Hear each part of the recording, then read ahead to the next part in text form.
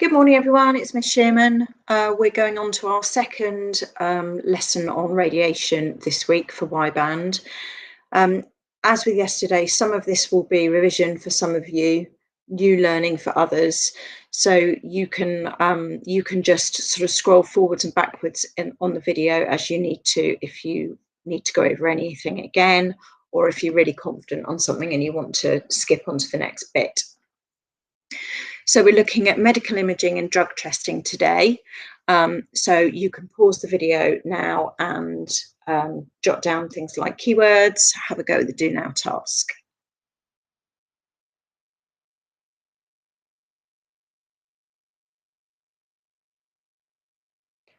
Okay, I'm going to move us on to the answers to the do now task. So ionizing radiation is radiation which can knock electrons off of atoms. Alpha is the most ionizing, followed by beta and gamma. Redshift tells us the universe is expanding. Gamma waves have the highest frequency, and the highest frequency waves have the shortest wavelength. Remember, the wavelength is the distance between the two peaks or troughs of a wave. So again, I'm going to move on, but you can pause now if you want to jot anything down. So we're going to start by looking at different medical imaging tests. You don't need to know in huge detail how they work, but I'm going to show you some videos which will explain how they work, and then we'll look at the sort of main points that you need to know. You also need to know what they are used for. So we're going to start with that now. So medical imaging basically means anything that doctors use to take pictures inside the body to find out what's gone wrong, so to make a diagnosis or to help them with treating medical problems. And these are the 5 types you need to know. We're going to go through each of those in this lesson. I'm going to start with showing you a video on X-rays and CT scans. Remember, you don't need to know all the detail, so it's probably most important to watch and listen.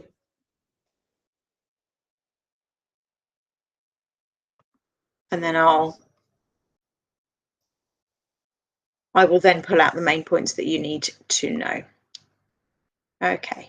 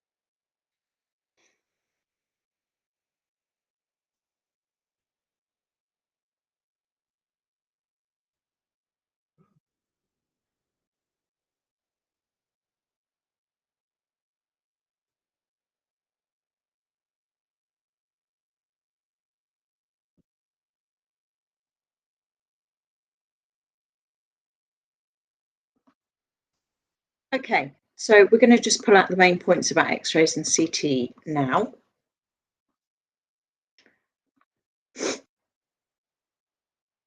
Sorry if you heard my phone going off just then. Okay, so when we take X-ray images, we are normally looking for problems with bones because they show up on X-rays. We do use them to look at the lungs as well. And they work by passing X-ray waves through the body onto a piece of X-ray film, which looks like a piece of white plastic. And dense tissue like bones absorb the X-rays, but your soft tissues actually allow X-rays to pass through them, and they turn the film black. So you end up with a sort of black, white and grey image, which we know as an X-ray. Okay, so X-rays pass through the body and they are absorbed better by some tissues than others, and that's what gives us the X-ray image. Now, CAT scans, or CT scans as they're sometimes called, also use X-rays, but they take X-rays from lots of different angles around the body, and then they combine those X-ray images to give us a really detailed picture. So with X-rays, we can actually get fairly detailed pictures of organs inside the body, not just bones. Okay, so there's some review questions for you to have a think about now. Pause the video and try and answer those. So number 1, how do X-ray images produce pictures? Number 2, why are CT or CAT scan images more detailed than X-ray images? And number 3, X-rays are a type of ionizing radiation. What risk is linked to using ionizing radiation? Pause the video while you're doing that. I'm about to show the answers.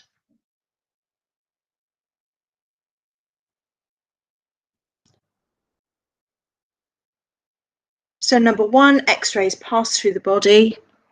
They're absorbed by bones, but pass through the soft tissues, turning the X-ray film. Sorry, that should say black, not white. I'm going to change that now so you're not confused.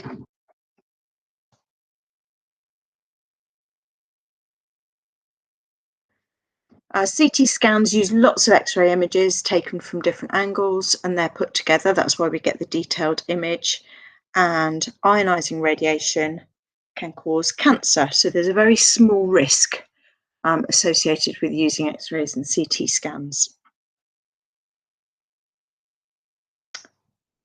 Moving on to MRI now. So we'll do the same. We'll have a look at a video and then we'll talk through the main points. So the main things you need to know here are what type of waves are used in an MRI scanner and what we use them for.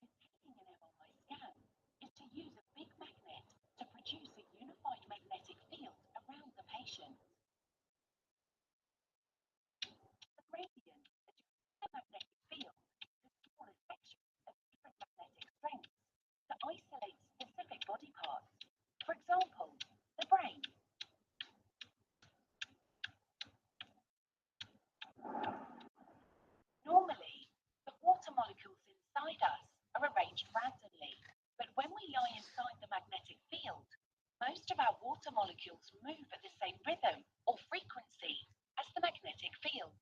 The ones that don't move along the magnetic field are called low-energy water molecules. To create an image of a body part, for example the brain, the machine focuses on the low-energy water molecules. Radio waves move at the same rhythm or frequency as the magnetic fields in an MRI machine. By sending radio waves that match or resonate with the magnetic field, the low-energy water molecules absorb the energy they need to move alongside the magnetic field. When the machine stops emitting radio waves, the water molecules that had just moved along the magnetic field release the energy they had absorbed and go back to their position. This movement is detected by the MRI machine, and the signal is sent to a powerful computer, which uses imaging software to translate the information into an image of the body. By taking images of the body in each section of the magnetic field, the machine produces a final three-dimensional image of the organ, which doctors can analyze to make a diagnosis.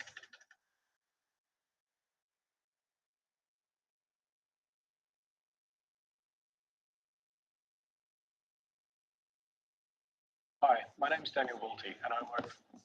Okay, so as you can see, magnetic resonance imaging, MRI, is quite complicated, but what you need to know about it is not terribly complicated, thankfully.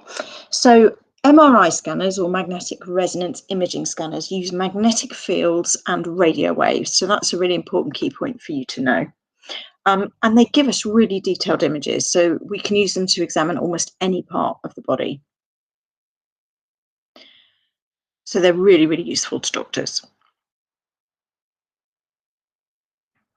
Okay, some review questions for you. Which type of electromagnetic wave is used in an MRI scanner? Which parts of the body can be scanned using an MRI scanner?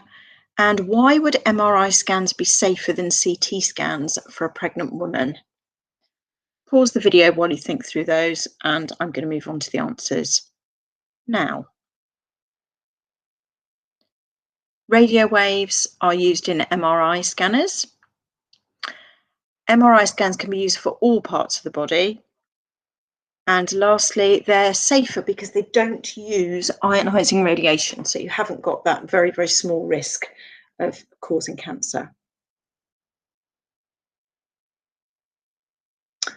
Moving on to gamma cameras now.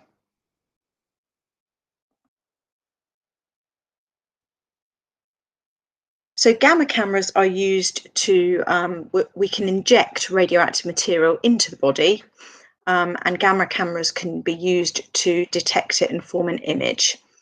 And this video shows you examples of reasons doctors would do that. So let's have a look at that first.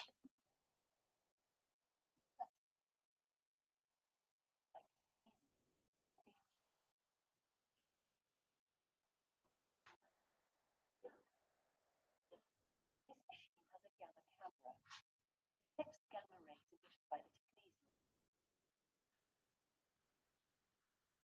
15-year-old Daniel was born with a hole in the heart. He's coming to Guy's Hospital in London since he was 2. Today, he's here for a technetium injection. Radioactive technetium is pretty dangerous stuff, but a small measured amount of it can detect a life-threatening medical condition. For Daniel, radioactive imaging is the best way to make sure his heart is functioning correctly.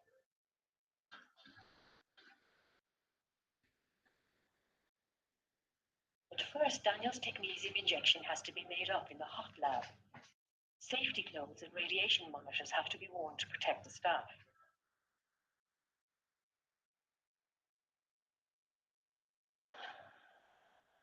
This is where the radioactive technetium is produced, and this is what we're going to use to make up Daniel's kit this afternoon.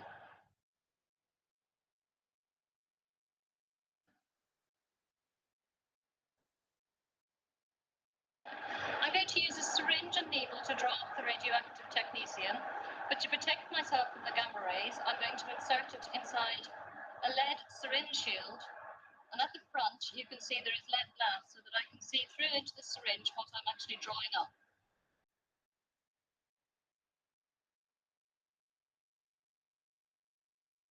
The radioactive kit is now ready to be taken out and used to inject Daniel. Technique preparation where the exact dose is carefully measured.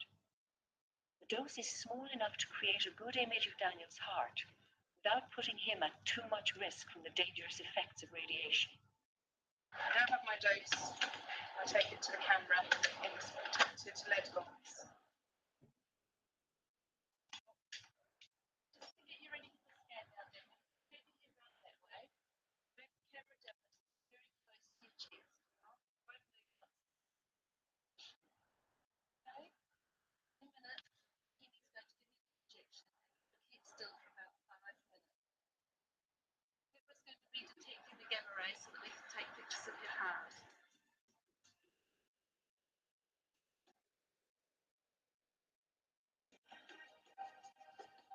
As the technetium is injected into Daniel's arm, we can see it being taken up by the bloodstream, which will finally make its way to his heart.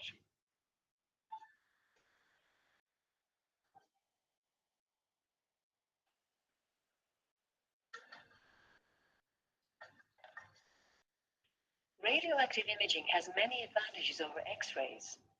A standard X-ray only produces a static image, but radioactive images enable scientists to see body functions such as blood flow and even bone growth. Here we can see gamma images of 2 kidneys. They have revealed that one kidney is actually larger than the other. There are other types of radioactive substances used in imaging, like radiofluorine. Again, a gamma camera is used to detect the gamma rays emitted by radiofluorine. Here we have an X-ray and a radioactive image of the same hand.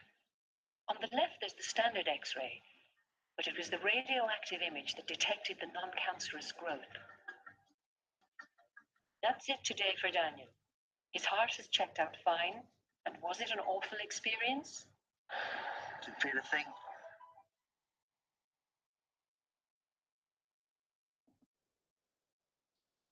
Okay.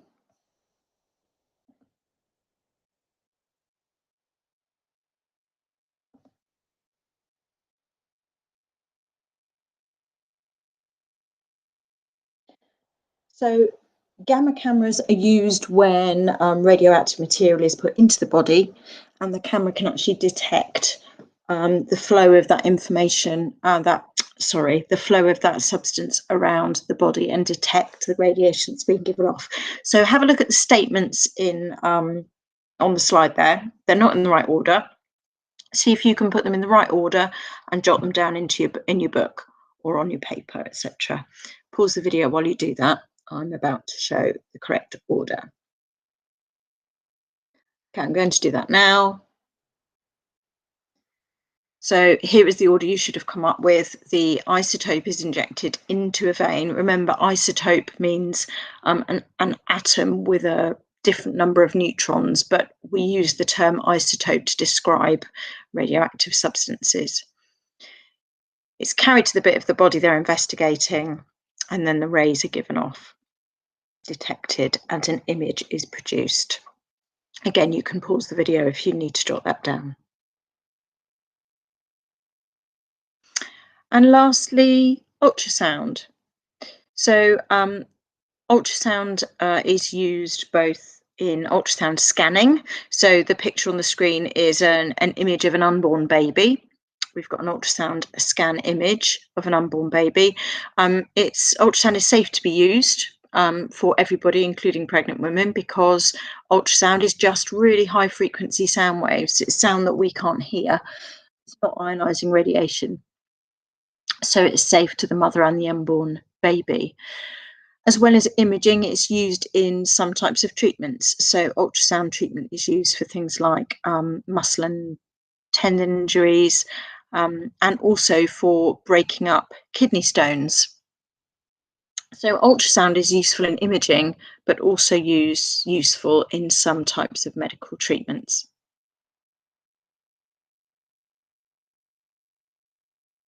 Okay, so we have gone through each type of medical test, what it's used for, how it works. We're now just going to have a quick look at the stages of drug testing. So the reason we test drugs is to make sure they are safe, that they don't cause any sort of harmful or unacceptable side effects, and also to make sure they're effective, to make sure they do the job they're designed to do.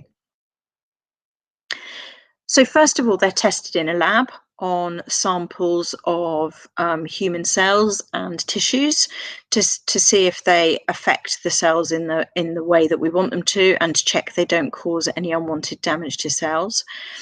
If they pass those tests, they're then tested on animals, which is also done in labs. If they pass the animal testing stage, then first of all, healthy people volunteer to take part in what's called clinical trials. The drugs will be given to them and they'll be really, really carefully monitored for any unwanted side effects.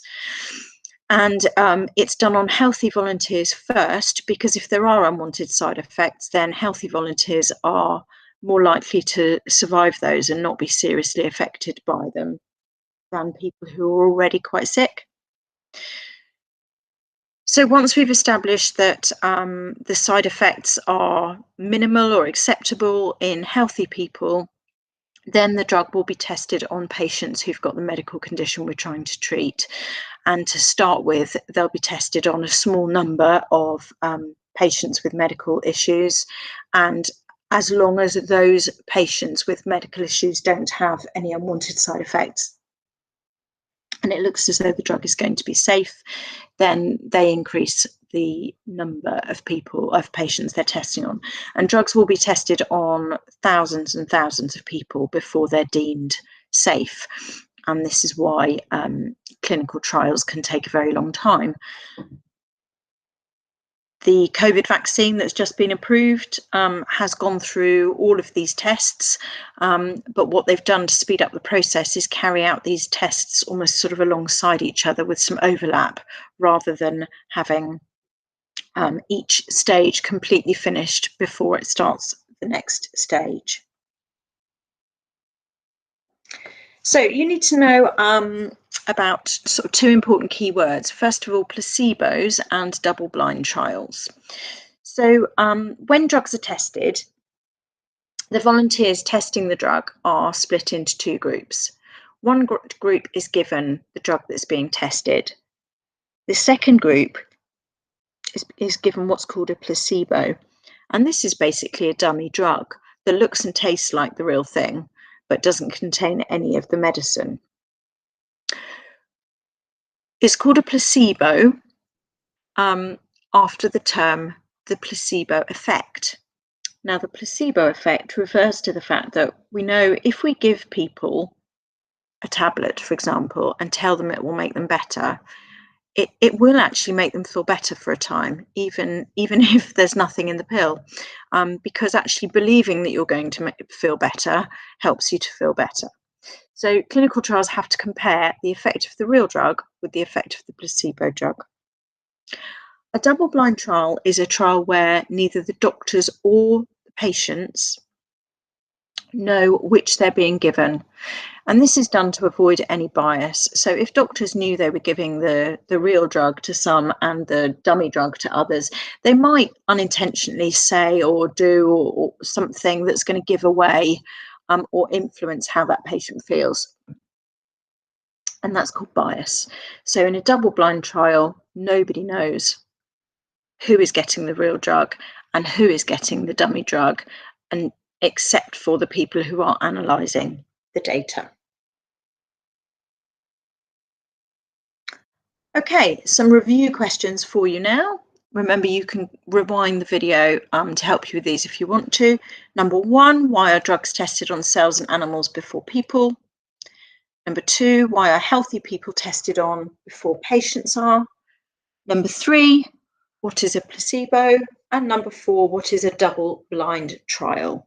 Pause the video and have a go at answering those questions. I'm going to move on to the answers to those questions now.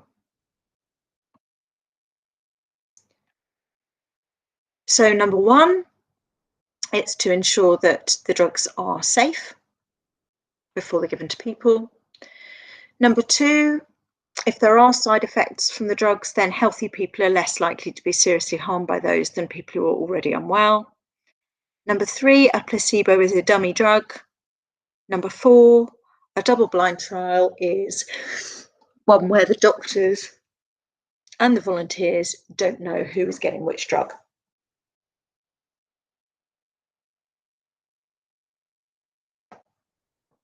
Okay, so we have now covered both parts of our learning journey today. That's the end of the lesson. Thank you.